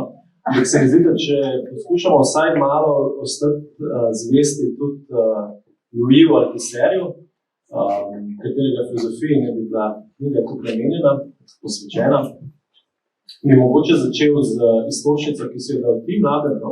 Pa se mi zdi, da o njej tudi Aleš zelo veliko govori v svoji knjigi. Tekst z naslovom Protislovje in nadoločenost, tam gre v bistvu Althusser zelo direktno na vprašanje neke ekonomistične razlage Marxove filozofije, ki ne bi pravzaprav razumela zgodovinske procese kot neke vrste tradicijo, kot neke vrste avtomatizem, po katerem pač, ko ima še enkrat kapitalizem, na nek način vsi samo še čakamo, kdaj se bo samo od sebe pojavil komunizem. Tako Althusser, no, sam, kar je tudi Aleš v knjigi zelo jasno izpostavil, in ti, Mladen, v zdajšnjem, a lahko ti mu rečem kar predavanju, iztočnica, recimo, ki si mi jih dal, si v bistvu zelo jasno podaril, da Marx sam pravzaprav že mogoče opozarja na neko ireduktibilnost v bistvu zgodovinskega dogodka na, recimo temu, historični kontekst, ki ga je sproduciral.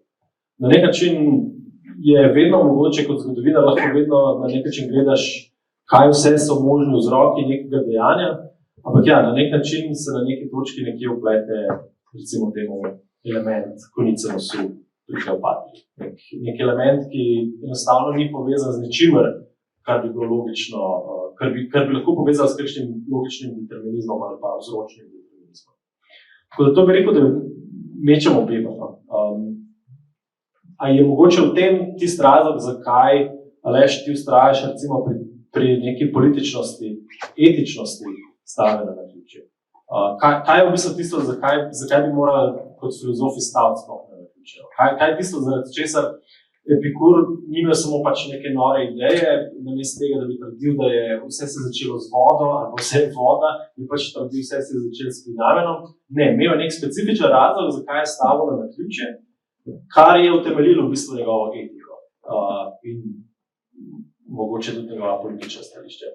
In to vprašanje, no, se mi zdi, da dajmo še eksplicitno nagovoriti. Se pravi, kako bi videl formulirala v bistvu odgovor na to vprašanje, zakaj se vam zdi politično tako neposredno pomembno v bistvu staviti na ključe? Aleš? Jaz se že preveč govoril.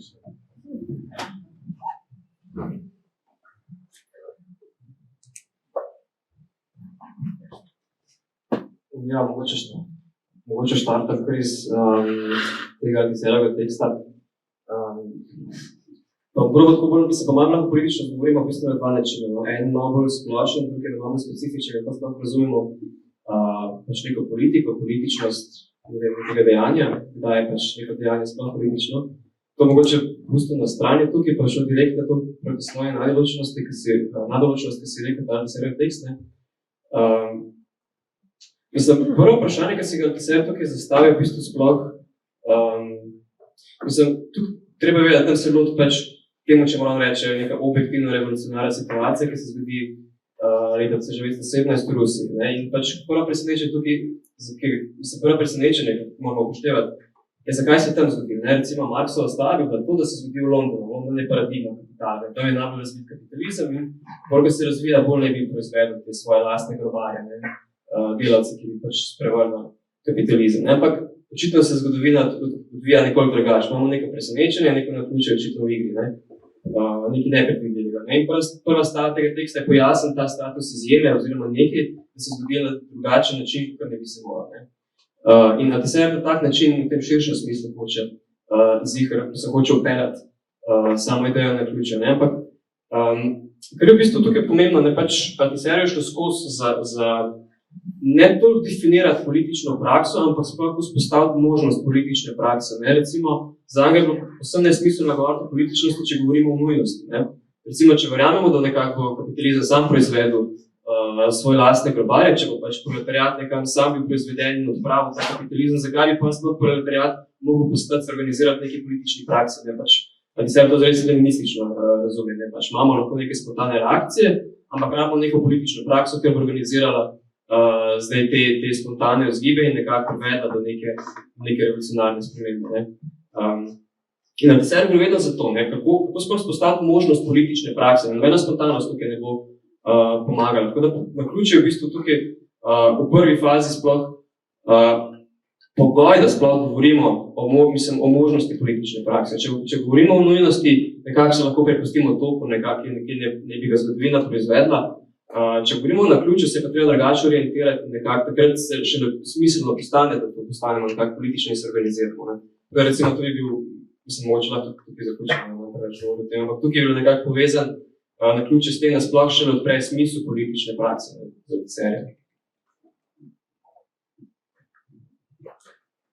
Ja, vem, da ta današnji čas bi bilo mogoče opisati kot neko zelo nenavadno globoko mešanico naključja in nujnosti. Po eni strani živimo v nekem svetu, ki ga zelo opredeljujejo kontingence. Imeli smo v zadnjih nekaj letih izkušnjo virusa, ki je popolnoma kontingentni pojav. In imamo zdaj nedavno izkušnjo vojne. Imamo nek svet, ki je pritisk kaosom, ki je videti, da ga razseljujejo naključja. In zlasti ga razseljujejo naključja v tej meri, da smo izgubili, ali je še govoril o tem v svoji prezentaciji, da smo izgubili neko vero v prihodnost, izgubili neko idejo prihodnosti, neko idejo prihodnosti, ki se je držala razsvetljenske paradigme, razsvetljenske generacije. Karkoli se že zgodi, nekako napreduje, znanost napreduje, če da bolje nam gre. Skratka, obstaja le prihodnost razsvetljenja. Minimalna stava razsvetljenstva je, ja, obstaja prihodnost. In prihodnje bo bistveno boljše, kot je zdaj. Ta naracija se je iztekla in zdaj je že postmodernizem, tukaj ne maram tega imena, ampak je pač nasijo to gesto, konec velikih pripovedi, konec velikih naracij. In res je, da je pač imenoval neko zelo časno, da se je pač ta naracija iztekla, da smo se znašli v svetu, ki je videti na prihodnost, ker je zelo maloro, če dalje bolj maloro. In skratka obstoji, da bo nekako vlada neka kontingenca, ki ne moramo obvladati. Po drugi strani živimo obenem v svetu nujnosti. V svetu, ki ga vendarle obvladuje neka velika, nezgrabna, malo težko omljiva sila, ki se reče kapital, ki je globalna, ki je vseprežemajoča in ki ima v sebi neko neverjetno zmožnost, elastičnost, se pravi tega, da vsako kontingenco, karkoli se zgodi, vsako naključje, je zmožna posesati vase, posrkati vase, rekuperirati kot svoj notranji moment. Kot nekaj, kar bi morali nasprotovati temu širjenju kapitala, v bistvu vzamemo kot notranji moment, notranji vzgib tega, da se to širjenje še nadaljuje, še globalizira in rekel, živimo obenem v svetu večje nujnosti. Živimo v svetu večje kontingence in obenem v svetu večje nujnosti kot kadarkoli zgodovini, ker je zadnji, ki ga dejansko obvladuje, pač ta sila, ki ne moremo priti na kraj, ki je mnogolika in se čedalje bolj krepi in množi in jemlje vase vsako heterogenost, ki se jih utegne postaviti nasproti, homogenizira. Mogoče je to neka definicija, ali pač zmožnost homogenizacije vsake heterogenosti. In tukaj se odpira pač nek prostor za politično delovanje in tako Aleševo knjigo tudi razumem, kako mogoče misliti neko naključje, ki bi se ne opisovalo v to vladavino enega, ki bi se ne opisovalo v ta globalno univerzalizacijo kapitalskega sveta, ki bi dejansko lahko pomenila neko heterogenost v razmerju do te vse splošne zmožnosti komunikacije. In Šefčov je res govoril o tem, da vendarle obstoji neka, da ni čakamo ravno na revolucijo, da obstoji neka serija kontingenc, kar naprej obstoji neka serija kontingenc, ki si jih lahko oprimemo, na kateri se lahko opremo, ki lahko povzročijo majhne spremembe, ampak vendar, ki odpirajo neko možnost pred drugačnim. In zdi se mi, da je vse vrsta razmislek o naključju upiran ravno v to, kako misliti neko naključje, ki bo seglo preko vse splošne naključnosti in kaotičnosti našega izkustva sveta in postalo takšno, da ga ne bo mogoče preprosto rekuperirati v komunikacijo.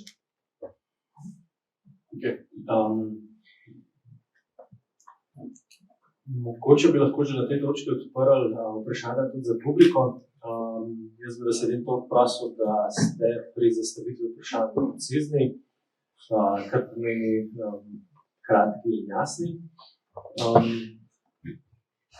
Če nimate nobenih vprašanj, jih bom seveda jaz zastavil.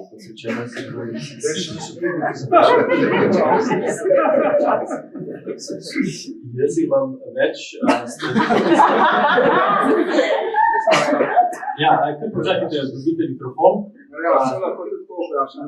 Seveda lahko, ampak zaradi vse dajte mikrofon. Zaradi česa sem pravzaprav tudi prišel poslušati vse tole naključje in verjetnost, to me zanima, kakšna je povezava, ker to nekako verjetnost ne obstaja, nepričakovani dogodki, ki imajo mehno verjetnost oziroma so naključja lahko, ne. Kako vi to razlagate, kako to povežete? Tukaj sem sicer ujel en kratek pasus o tem, kako kocke mečemo, ker je tudi zakonsko, ne nazadnje, in iz te verjetnosti tudi izhajajo, ne, potem izračun iz teh iger, ne. Kako je to naključje povezano z verjetnostjo? Ker recimo ukvarjamo se z nepričakovanimi dogodki, recimo v bankah nepričakovane izgube, ne? In take stvari, skratka, kako to povezati? No, to me zanima. Hvala. Vprašanje je odlično, absolutno na mestu. Ja, mislim, mogoče pa še ta met kocke je v bistvu kar lep primer. Mislim, če ima recimo met kock nekako predpostavlja neko naključje, ne vržemo kocke, lahko recimo, da nekako preračunamo, katera cifra ne bi padla, recimo da lahko, ne. Še vedno, ker met kock sam po sebi nekako, ker je v bistvu bil skozi paradigma naključja, ne, od ne vem, Mallarméja, mogoče že tebi ljubega Cezarja. Da so postali Grki kocka. Ja, pač kocka je vedno nekako, ta met kocka je bil vedno kot nekako vključeval to naključje, ampak ker je pri kockah neka posebnost, ko vržemo kocke še vedno nekako, ko govorimo o verjetnosti, vedno verjamemo v neke fizikalne konstante, ne. Pač verjamemo recimo to, da pač imajo kocke toliko in toliko plasko, da imajo take številke, da vržemo, ne vem, določenem prostoru, ko mora primera, skratka neke fizikalne konstante in tukaj potem to so neki pogoji, da sploh lahko govorimo o verjetnosti. Ampak te fizikalne konstante so v bistvu nekaj, kar izključuje samo naključje. Pač omeji naključje, da sploh lahko zaračunamo verjetnost samega naključja. Ampak recimo sodobne filozofije naključja bojo pa bolj rekle, da te fizikalne konstante same mora nekaj biti preprašane. Recimo, me je subogledal nek primer, kako pač vržemo kocke, se lahko pač zgodi v bistvu bolj ali manj vse, sicer tudi nek problem z me nasujem tukaj, ampak jaz sem tudi hotel nekako reči, da v bistvu kocke nekako, ko jih vržemo na ključe ni v bistvu potem, ko jih vržemo, ampak aleatorično bilo to, da sam met eksplodira na vse konce. Ne kocke, ampak sam metu se zgodi nekaj totalno nepredvidljivega, ker lahko tudi razruši te fizikalne konstante, ki nekako so predpostavka teh tradicionalne podobe meta kocke. Če se dogovorim. Jaz bi sam še dodal, da to kar se zdi, da smo učili z tem vprašanjem, s tem se konec ukvarja, obstoji knjiga Iana Hackinga, ki ima naslov The Emergence of Probability, ki govori natančno o problemu verjetnosti. In govori o tem, kako se je 19. stoletje postopoma iznašlo problem verjetnosti, spravi verjetnostni račun in problem statistike. Spravi nepredvidljivi dogodki, kontingentni dogodki, posamezne odločitve za samomor, mislim, da je pomembno, zato ker je prva sociološka knjiga Durkheimova, pa knjiga posvečena samomoru, kako je nekaj tako intimnega in nepredvidljivega možno podvreti statistiki in natančno predvideti število samomorov v določenih recimo. In kako je skratka nastala skozi 19. stoletje statistična zakonitost, ki ni zakonitost tega, da bi lahko za vsak posamezen element, entiteto znotraj neke množice predvideli, kako se bo obnašal, ampak zakonitost verjetnosti, da se bo v določeni množici toliko in toliko podjetnih primerov zgodilo. In to je bilo eno naslovo Hackingove članke, The Taming of Chance, ukrotitev na ključe. Statistika je ukrotitev na ključe skozi vprašanje verjetnosti. Se pravi, na ključe naredimo kar verjetno. In toliko in toliko sodobne politične zadeve se dogaja ravno skozi to, kar je verjetnost. Verjete problem socialnega zavarovanja, problem zavarovanja sploh. Termina, izračunov, koliko nesreč se utegne zgoditi in po tega se lahko zavaruje. Preko statistične verjetnosti ključe. Spravi na ključe, ta verjetnost je način, kako upravljamo na ključe. To ni, recimo, način, to ni vstop do tisto na ključe, zato da mislim, da je še nazadnje gre. Hvala lepa. Super. Še vprašanja? Jasna in koncizna so najboljša. Ja, kolega? Ja, ena mogoče taka provokacija. Torej, razen unga uvoda na začetku, kjer se preizprašal, kako naj se filozofija približa življenju in tudi malo cinično zastavo, smo bili danes precej priča taki disciplinski filozofiji. Torej, kaj je zdaj plan naprej? Smo zdaj bili samo priča v vzpostavitvi 6. oziroma 7. paradigme obračunavanja filozofije s naključjem, ali tukaj ideja neke trajnejše teoretske prakse oziroma kako prakticirati filozofijo tudi nadalje. Okay, super vprašanje. Aleš, mislim, da je bilo neposredno tebi namenjeno. Ja, a te lahko vrnem vprašanje, kaj hočeš od mene?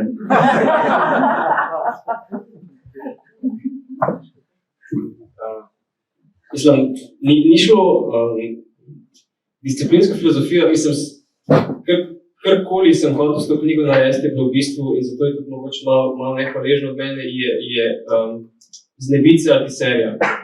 Če sem pisal nek način artiserija, zato se ga lahko znebil in pač probal spostaviti naključje kot nek problem. In mislim, lahko da rata iz tega disciplina, mislim, upam, da mi je uspeli vsaj malo pobegati, ne vem, če mi rata, da s tem ne bi sodil, ampak upam, da se lahko ceni vsaj malo poskus. Ne vem, kaj iz tega rata, ampak jaz ne bi nekako govoril, kakšna filozofija, kakšna politična praksa, karkoli ne rata iz tega, bi cela poanta, v bistvu nekako je bila to, da če kdo hoče brati knjigo, to nima več veze z mano.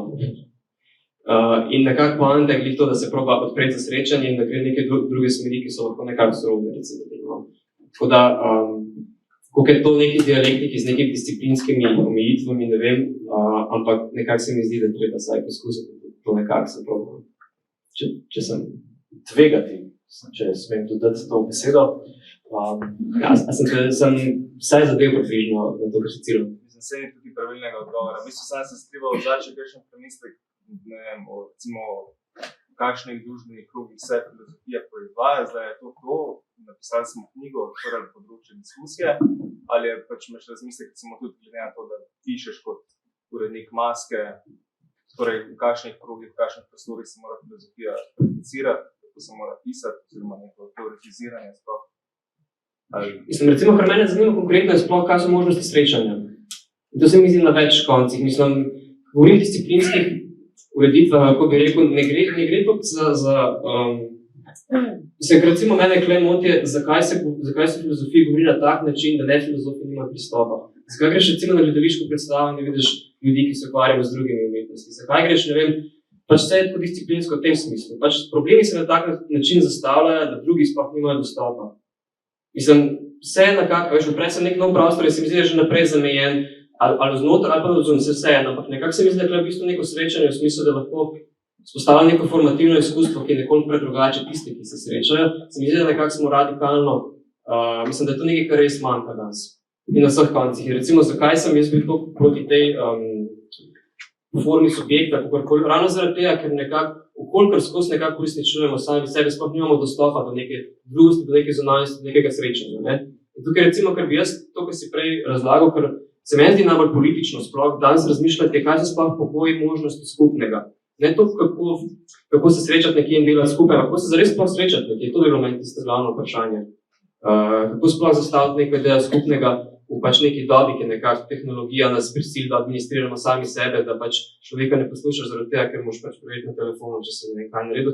Mislim, zdaj že malo banalno, ampak nekako vseeno se mi zdi, da sodobni neki pogoji nekako izključujejo sploh neko možnost skupnosti. To je celo moje valo.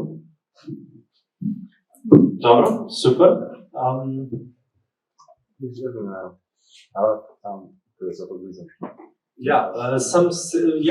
Ampak zaradi forme. Že. Sam pa disciplina, pa naključje, ker verjetno se od tukaj strinjala, ampak se mi zdi, da toliko velikrat v enih praksah razumemo, kolikokrat je zvestoba do neke discipline edino možno polje nekih naključij, če veš, kaj mislim. Ali se s tem strinjam? Ker mislim, da mogoče smo prehiter, ali te razumeli kot na začetku neki protidisciplinskosti, ker mislim, da ne gre tudi to za to. Veš, kaj mislim? Ker mislim, da se veliko skozi disciplino, še posebej ne vem, v nekih estetskih praksah, rečemo slikanje, koliko se lahko nekih naključij zgodi v neki zvestobi do enega samega dejanja. Veš, kaj mislim? Dobro, to je kar nekaj zdaj. Ustrajate pri svojem naključju, Aleš? Pa tudi disciplinsko. Ustrajate pri tem, kar ste rekli. Sej, mislim, disciplinskost, to ni v smislu, mislim, sem rekel filozofija, recimo, koliko je disciplinska filozofija.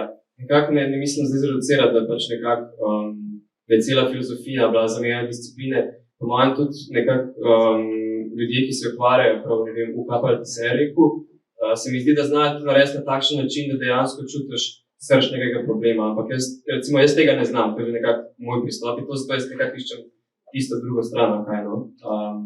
Tako da jaz bi se v bistvu strinjal, pač glih nekako, nisem mislil s tem nekako predlagati, da mora zdaj nekako človek bežati pred tem, da se preda nekem področju, kako sploh ne, pač sam po mojem, če se predaš neki aktivnosti, nekem področju, žanru, kako že, po mojem ni pač, kako bi rekel, tisto, kar traja, tukaj definitivno ni pač to, da strajaš zaradi žanra samega. Po mojem, če slikaš, ne slikaš samo zaradi tega, ker bi pač sliko uspeli. Mislim, ne vem zdaj, kako ti slikajo, ampak recimo, jaz ne bi ostal filozofije zaradi tega, ker se mi zdi, da je pač ta vednost, da je več vredna od ostalih, meni to nekako se ne zdi zadost.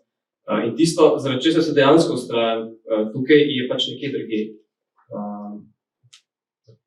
Ne pa sama pač neka disciplinska ureditev tega. No. V bistvu, jaz se čisto strinjam s tabo, no, pač treba afirmirati nekaj, naključja se itak dogaja, treba afirmirati, ampak ne vem, če se glih iz tega razloga dogajajo da nekako ustrajaš reformi za reformi same. To je meni malo tujeno. Mladen? Ja, jaz nekako podpiram tendenco tega vprašanja. Ker se mi zdi, da to, da bomo prišli do odprtosti na ključja, mogoče ni edina ali prava razvečana pot, da opustimo preprosto discipline, disciplinsko delitev, v kateri pač tako ali drugače vse družbe prebivamo, ampak da sledeč pravilom, notranjim pravilom, notranji poti same določene discipline, določenega iskanja, zamejenega iskanja, disciplinsko zamejenega iskanja, pridemo do tistega srečanja, ki je zmožno postaviti pod vprašaj samo disciplino. Spravi, ne tako, da se najprej odpovemo disciplinskim delitvam, ampak tako, da znotraj pravil nekega določenega polja poskusimo proizvesti tisto srečanje, ki sega preko same discipline. Inherentna pot, skratka, vodi v drugost. Ni enostavno samo še več istega, ampak lahko odpre drugost. In zdi se mi, da se tudi v filozofiji, mislim, kako imam to veliko nelagodje, da tako je, da sem filozof. Slišali smo.